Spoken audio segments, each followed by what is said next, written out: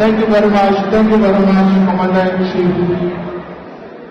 Now, Commander-in-Chief of the now 10-year-old organization, the EFF, at times the simplest of tasks are the most difficult to execute. And the difficulty in execution hides the rich simplicity within. A few words and the whole atmosphere in the house is no longer the same. You silently contemplate and resolve what to say and what not to say. We take this opportunity once again, Commander-in-Chief, to acknowledge you as the leader of this movement, the National Chairperson of the EFF, the Lumumba, the Treasurer General, Ompile Mauti, the Secretary General, the DSG, the Commissars from the Central Command Team, the leaders of provinces, and the leaders of regions, but most importantly, the ground forces of the EFF. We have this simple yet difficult task of introducing one of Africa's great Pan-Africanists, an academic, a lawyer, a professor, and one of the greatest orators in our time. So Professor Patrick Lok Otieno Lumumba is from the African continent. He was born in Kenya and has got a great knowledge and understanding of the African continent. He's an advocate of the long overdue need of the integration of the entire African continent. We take this opportunity in his presence to once again say thank you and convey our gratitude that 3 years ago during the hard lockdowns on COVID-19, Professor Lumumba came to the EFF virtual space to present one of the most memorable and outstanding lectures on Pan-Africanism. From what he said 3 years ago and what he continues to say in different platforms, we as the EFF are more than convinced that Professor Pierre Lumumba is part of us, the Pan-Africanist progressive forces, who seek to reverse all the decisions of the Berlin Conference, which met on the 15th of November, 1884, and concluded after adjournment on the 26th of February, 1885. That is the colonial conference that subdivided the continent into small and viable states and political dependencies. The colonialism that continues to define us to this day. We can safely say that Professor Pierre Lumumba can be counted amongst the great Pan-Africanist revolutionaries like Walter Rodney of Guyana, like George Padmore of Trinidad and Tobago, like Robert Sobukwe, like Ahmed Ben Bella, like Amy Serai, like Thomas Isidoro Sankara, like Miriam Makeba, like Julius Nyerere, like Amilcar Cabral, like W.E.B. Du Bois, like Gamal Abdel Nasser, like Frantz Fanon, like Ahmed Sékou Touré, like Emperor Haile Selassie, like Patrice Lumumba, like Marcus Garvey, and most importantly, like Kwame Nkrumah.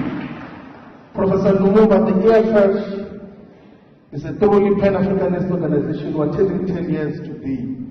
We've had the honor of inviting you to deliver this 10th anniversary lecture. So we say to you now, the Commander-in-Chief, Commissars, Fighters, Africans in the African continent and African diaspora, we present to you a great Pan-Africanist, a leader in his own right, a founder of many foundations that are helping many people in the African continent. We present to you the greatest Pan-Africanist of our time, Professor Pierre Lumumba. The stage is yours.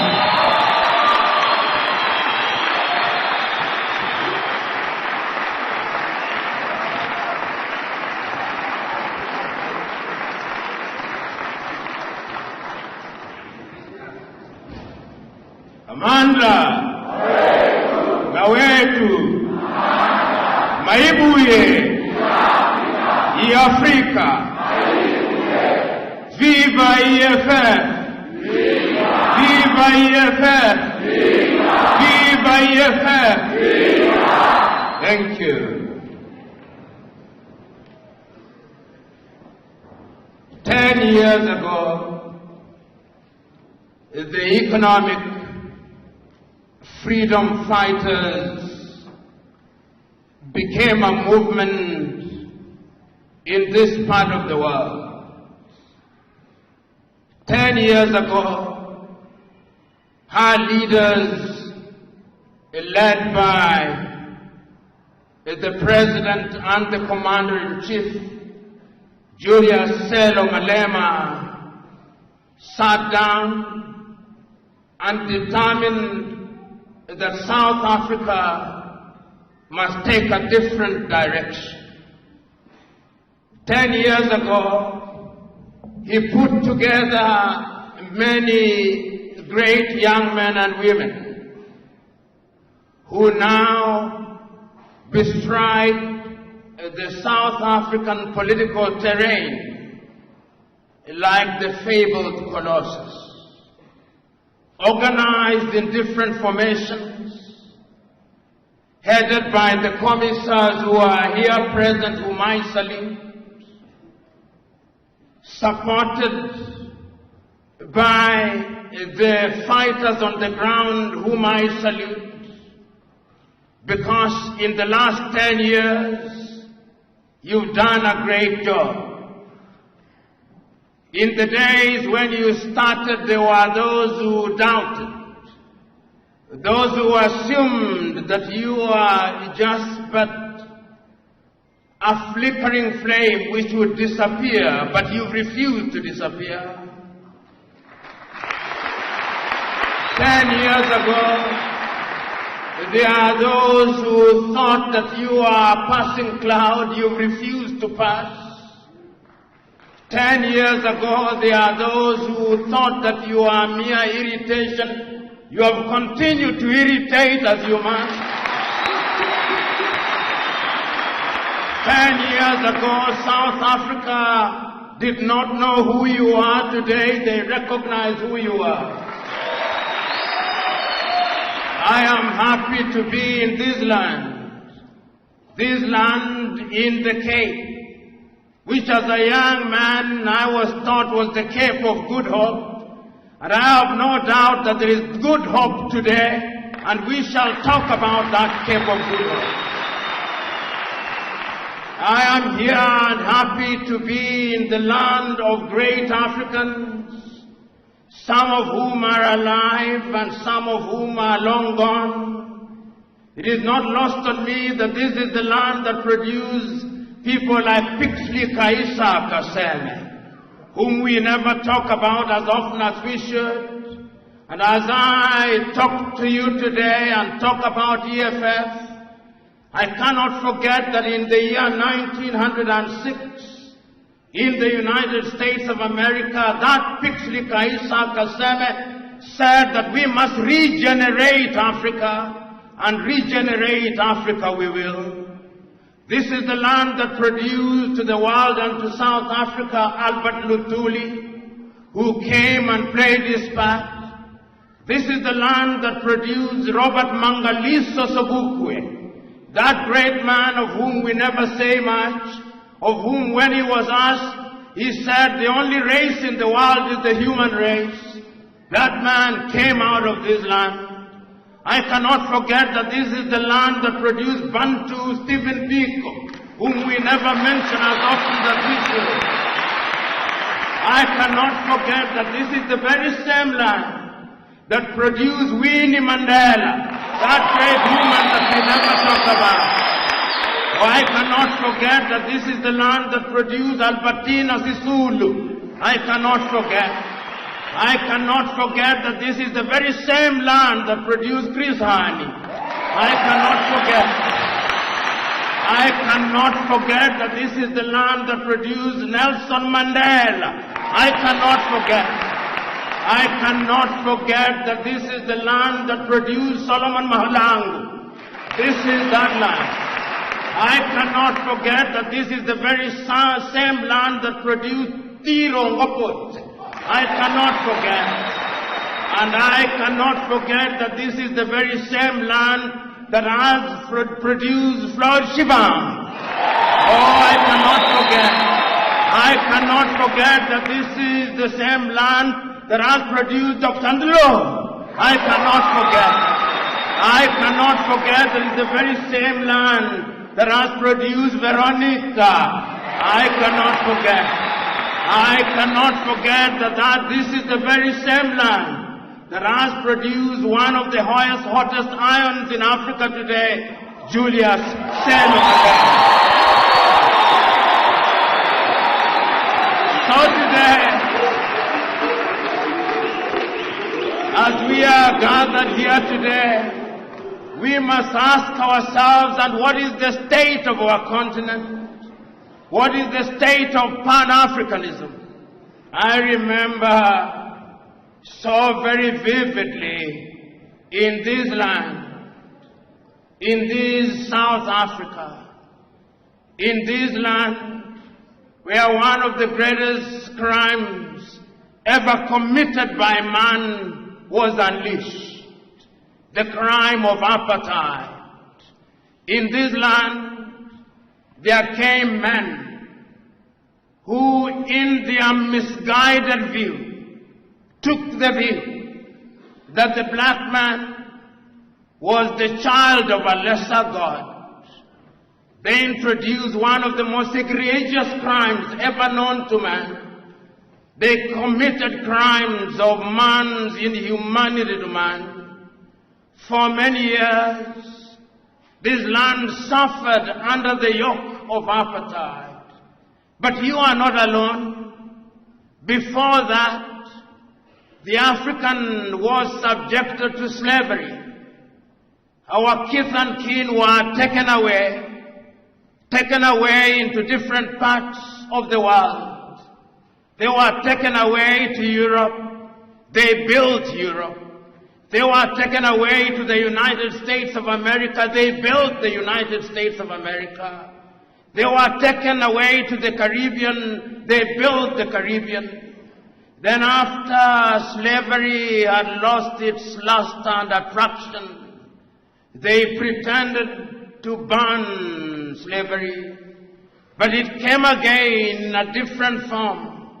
And sitting in Berlin in 1884 and 1885, those same diabolical peoples divided our continent into little pieces. They came here. The Dutch were here. They went to what is now Namibia. The Germans were here. They went to Angola and Mozambique and Guinea-Bissau and Cabo Verde. The Portuguese were here. They came to Nyasaland. They came to what was then Rhodesia and Zambia. And they went to Kenya and Uganda and Ghana and Nigeria and Sierra Leone and Gambia. The British were here. Then the French also came. They were here. They went to Dahomey, now Benin, to Togo, to Cameroon, to Cote d'Ivoire, to Senegal, to Mauritania, to Algeria. The French were here. The Italians were here. They came to Somalia. They went to Libya. They were here. The Belgians were here. They went to Congo. The Spanish were here. They went to Sao Tome and Principe. They were here. The Belgians, of course, and the Germans went to Rwanda and Burundi. They were here. All of them were here. And what they did was to remind us, if we needed reminding at all, that they were here to stay. They abused us. We fought against them wherever they were. The Mau Mau fought them in Kenya. They fought them in Tanganyika. They fought them in Ghana.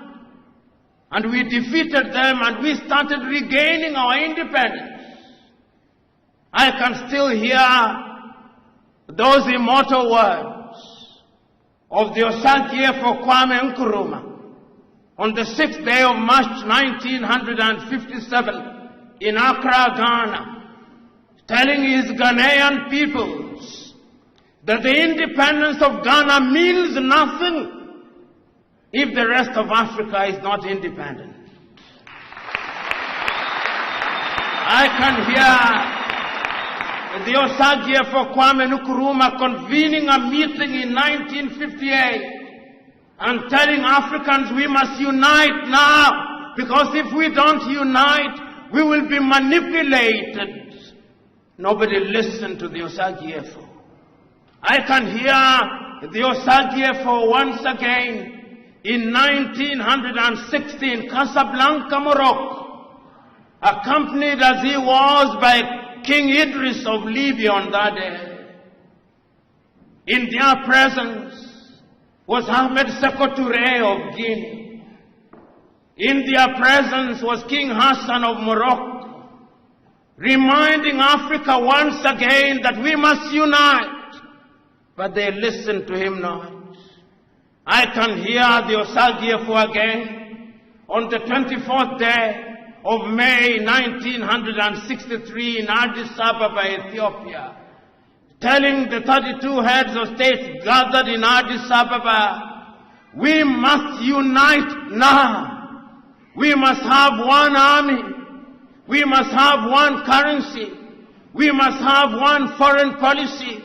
We must be united. And I can hear the Osagie for saying, I do not want to be the leader of that country. I simply want unity. And I'm saying that we must live here with one united government. They listen not to the Osagie for. And you know, they did not stop there, because their diabolical and subterranean hands were alive then.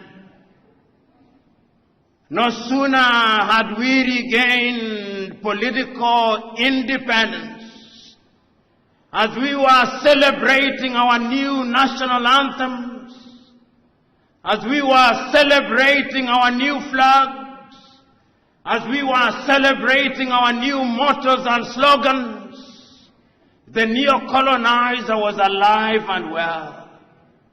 In 1961, they had taken out Patrice Emery Lumumba. And I can remember that famous letter of Patrice Emery Lumumba written in 1961.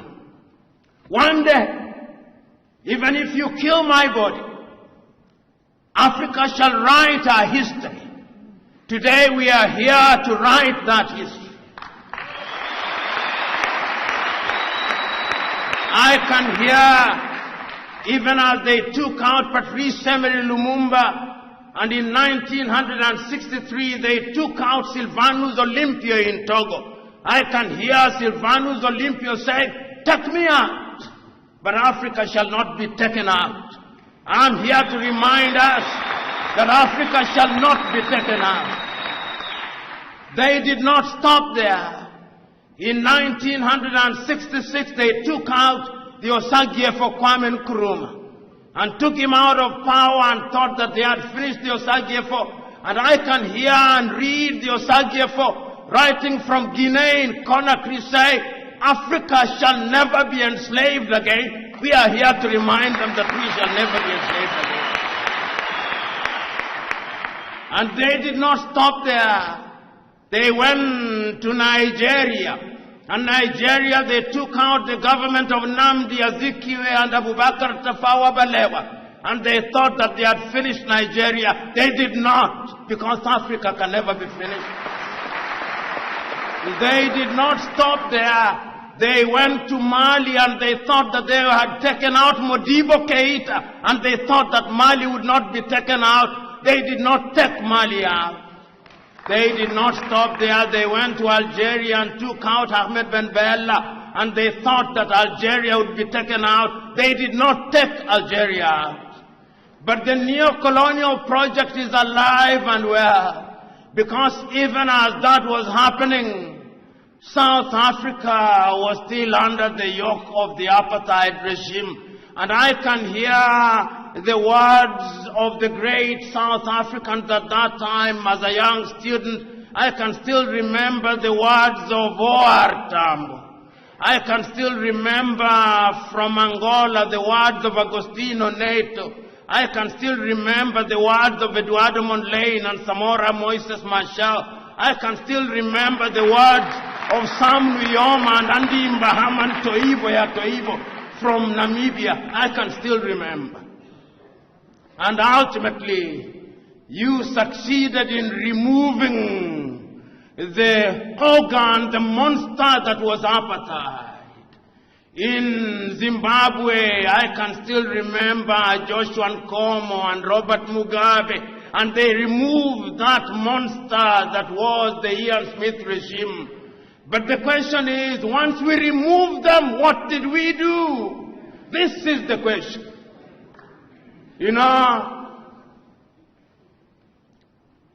when we remove them, we make unto ourselves many promises. We promise unto ourselves heavens, but sometimes it appears as if the devils in heaven conspired and delivered hell instead of heaven. So that the story of Africa is a story of missed opportunities. We sing our national anthems as we should. We fly our flags as we should.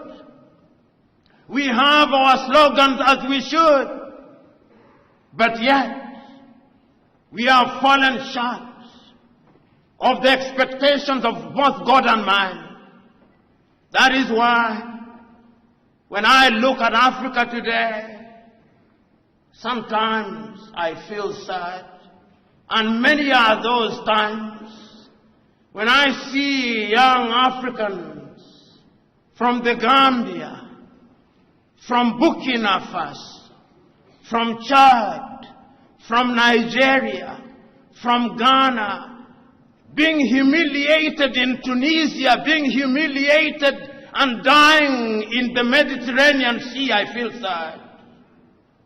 I feel sad when young Africans are humiliated in Saudi Arabia and Kuwait. I feel sad. I feel sad when young Africans are humiliated at the embassies of Western countries. I feel sad when young Africans play lottery to become citizens of the United States of America. I feel sad. I feel sad when young Africans think that grass is greener on the other side. I feel sad. I feel sad when the white man comes here and humiliates us. I feel sad. I feel sad when the Chinese come here and humiliate us. I feel sad. I know not whether you feel sad with me, but I'm inviting you to feel sad with me. I feel sad when our continent is abused by other civilizations. I feel sad. But for how long shall we merely feel sad? For how long shall we lament? For how long shall we mourn? For how long shall we agonize? For how long? This is why I understand the economic freedom fighters. This is why I'm here with you to celebrate your 10th anniversary.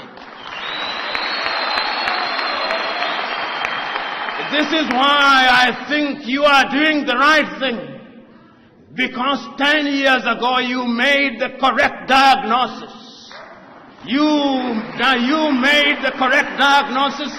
You discovered that they gave us the crown without the jewels. You discovered that they gave us an empty vessel. You discovered that political freedom in and of itself is empty. You discovered that you cannot, in the words of Martin Luther King Jr., ask a person with no legs and no boots to lift himself or herself by the bootstraps. You recognize that. You discovered that we must rediscover ourselves, that we must re-educate ourselves. You discovered and gave meaning to those famous words of the great Nigerian singer Femi Anikula Pokuti when he said, "Teacher, don't teach me nonsense because we have been taught nonsense for too long." You discovered and said it as he did, Carter G. Woodson in 1933, that we had been miseducated for too long and that we ought to re-educate ourselves. You discovered with my countryman Ngugi wa Thiong'o that we must decolonize our minds. You discovered with Chinua Achebe that we have been divided and things are falling apart. That is why you are here today. So we are here to celebrate, because celebrate we must. We are here to commemorate, because commemorate we must. But we are here also to remind our enemies, and there is no shortage of them out there. There is no shortage of them. They come in the thousands, they come in the millions. But history has taught us and is teaching us always that we shall triumph. Oh, we cannot fail. We cannot afford the luxury of not failing. Oh, we cannot. I hear our enemies saying that we are saying too much. We will continue to say we have not talked enough. And if they wonder why we are saying what we are saying, let them go even to their holy books. And we are told in the beginning there was the Word, and the Word was with God. We are giving meaning to the Word. And all those of them who are Muslims will be reminded that the very first thing that the angel Jibril told the Prophet Muhammad is, "Iqra, read." And he read and he made a speech, and we are making the speeches. We will continue to talk, but we will also act. So we are here today, that there may be a wedding between our words and actions. Here in South Africa, there are many doubting Thomases. Oh, but they are reducing by the number. They are reducing because when they watch the EFF in the National Assembly of South Africa, they are reducing by the number. They are reducing by the number. Because when they watch the EFF, they do not only see courage, they see passion. And they fear courage and passion. But we must instill fear in them, because it is only when they are fearful that they will begin to give way. And when they begin to give way, then we will begin to conquer new territory, because new territory we must conquer. You know, this continent, you know, this South Africa, which has given birth to the EFF, is the anchor of the continent of Africa. This South Africa is the southernmost tip of the continent of Africa. This South Africa is the fulcrum of Africa. This South Africa will be the place that will give good hope to the continent of Africa. This South Africa of EFF is the one that is going to economically regenerate Africa. I remember in 1980, Africans sat in Lagos, Nigeria, and they came up with the Lagos Plan of Action and said, under the Lagos Plan of Action, that Africa was going to economically regenerate herself. I remember them saying that Africa will trade with herself, that Africa will buy our own gold, that Africa will trade with our own cocoa, that Africa will produce our wine, that Africa will produce and consume our uranium, the Lagos Plan of Action did not succeed. But is it not true that failure or apparent failure is the mother of success? If it is true, we did not give up. Because I remember in 1997, on the 6th day of March, to be exact, that great African, that great Tanzanian Mwalimu Julius Kambarage Nyerere, speaking in Accra, Ghana, on the occasion of the 40th anniversary of the independence of Ghana said, I remember, he said, that a few years ago, we doubted Kwame Nkrumah when he talked about unity. We must now apologize to Kwame. He was right, we were wrong, but we have now recognized the mistakes that we made. We will meet many challenges, but of all the sins that we can commit, there is a single sin that we must never commit. The sin of despair. The sin of giving up. EFF is the representation of our failure, refusal to give up. You know, on that day, Mwalimu said, every generation has a role to play. My generation is the generation that led the struggle for independence. Your generation must now fight a different battle. The battle of economic emancipation. And that is the battle that we are here to fight. And I remember once again, this land is in the business of producing good men and women. In the year 2013, you produced yet another woman, Nkosazana Dlamini Zuma. And you gave her the task of being the chair of the African Union, and she wrote a letter to the Osagyefo Kwame Nkrumah. Said, Osagyefo, we ask for your forgiveness, and that is how we came up with Africa Agenda 2063 and the Africa Continental Free Trade Area.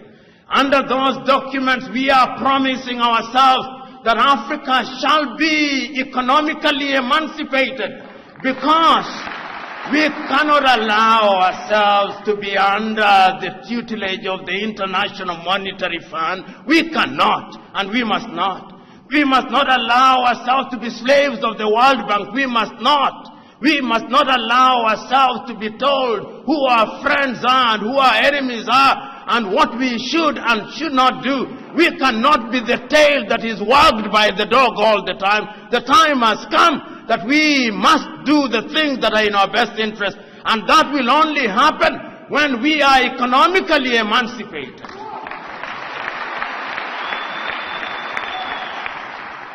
You know, they say that he or she who pays the piper calls the tune. For too long we have not paid the piper.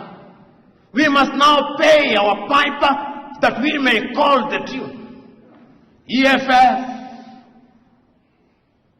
you are now telling us how to pay the piper.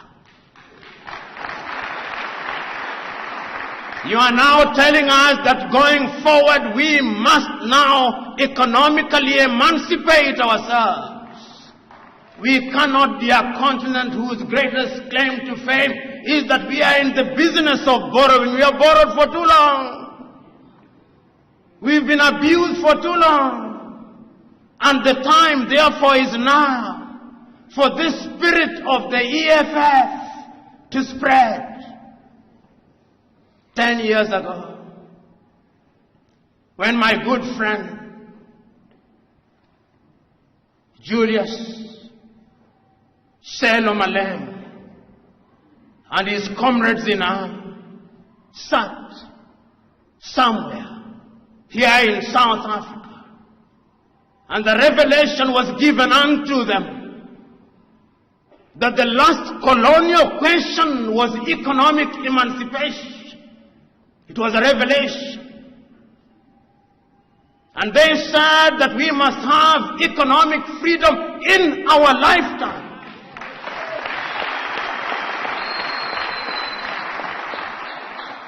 This idea that economic freedom is a pie in the sky that we only dream about is without basis. We can get it now. We cannot be a continent where our economies are dominated by the smallest proportion of the population. We cannot be, and we must not be. And economic freedom fighters are urging you that we must now be in the business of spreading this message to the rest of the continent. I'm now urging you, my good friend, Juju. I'm now urging you, and your comrades in arms, this spirit must now spread. This spirit must have a foothold in Johannesburg, it must. Or it must have a foothold in Maseru, in Lesotho, it must. Or it must climb up to Mbambane in Eswatini. Or it must go to Maputo in Mozambique. Or it must go to Windhoek in Namibia. Or it must climb up to Lilongwe in Malawi. It must go to Lusaka in Zambia. It must go to Luanda in Angola. It must go to Kampala in Uganda. It must go to Hargeisa in Somaliland. Oh, it must not stop there. It must go to Nairobi in Kenya. It must go to Dodoma in Tanzania. No, it must not stop there. It must go to Kinshasa. Oh, it must go to Bangui. Oh, it must go to Lomé. It must go to Cotonou. Oh, it must not stop there. It must go to Juba and to Addis Ababa and to Asmara and to Sudan in Khartoum. It must go to Cairo. Oh, it must not stop there. It must go to Tunis in Tunisia. Oh, it must go to N'Djamena. It must go to Ouagadougou. It must go to Nouakchott. It must go to Accra. Oh, it must go to Monrovia. Oh, it must go to Rabat. Oh, it must go to Algiers. It must go to Monrovia. It must go everywhere in Africa. This spirit must go there. It is only when that spirit is present in every part of Africa that we shall shake Africa. When it is there, we shall no longer have visas in Africa. No, we shall not. Oh, when it is there, we shall no longer have the rand. No.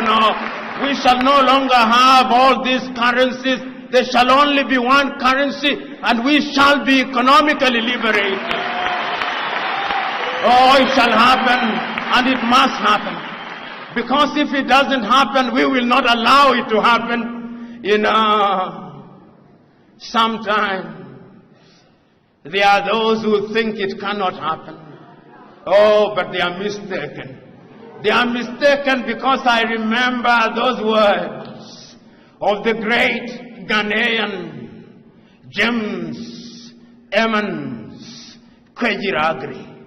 And I remember the little story that he used to tell. The story of the chicken and the story of the eagle. And Kwejiragri used to tell us that there was a chicken farmer. And that this chicken farmer had chicken. And that one day, some of the chicks wandered into the wilderness. And when they came back, there was amongst them the chick of an eagle. And he fed them on chicken feed for a long time.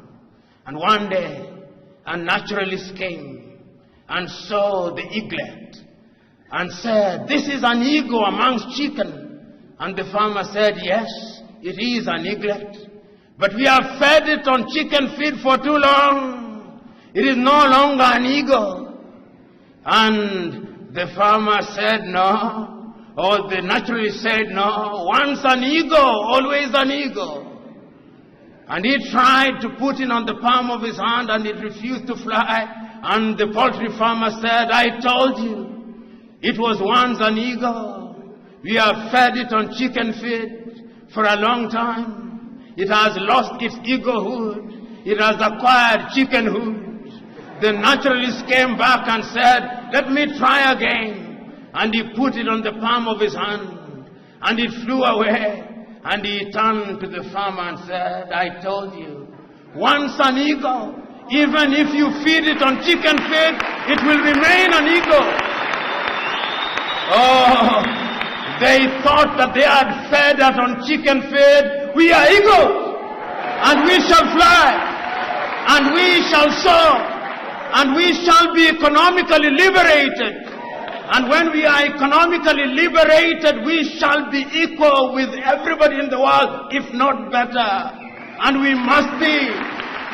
And you who are in the economic freedom fighters movement now, I am telling you, those of you who are from different parts of South Africa, go out there. Because if indeed there is a spirit, is the spirit of economic liberation. Let that spirit now descend. Let us be possessed with that spirit. Let us go out into the world and tell all the doubting Thomases that it shall never be the same again. That it shall never be the same again. Because from here and now, we are taking a solemn vow that from this generation and generations yet to be born, we shall liberate Africa by ensuring that the chains of economic colonization are removed. And you in the EFF, you the fighters, you the commissars, you the commander-in-chief, go out there.